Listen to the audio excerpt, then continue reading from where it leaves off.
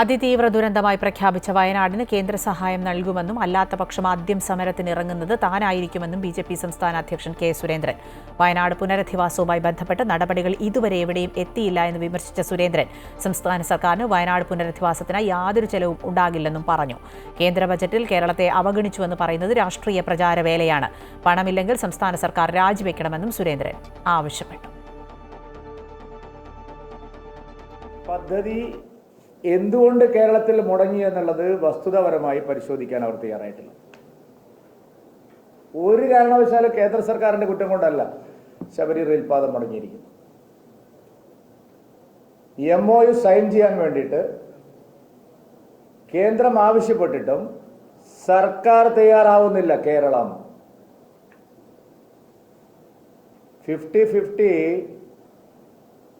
ചെലവ് ഷെയർ ചെയ്യാമെന്നുള്ള കാര്യം കേരള സർക്കാർ അംഗീകരിച്ചിട്ടുള്ളതാണ്. അതിനുശേഷം ഒരു ത്രികക്ഷി MOU എഗ്രിമെന്റ് സംസ്ഥാന ഗവൺമെന്റ്, റെയിൽവേ മന്ത്രാലയം, RBI ഈ അടുത്ത കാലത്ത് റെയിൽ ഗതിശക്തിയുടെ ഭാഗമായിട്ട് നടപ്പാക്കിയിട്ടുള്ള എല്ലാ വലിയ പദ്ധതികളും ഈ രീതിയിലാണ്.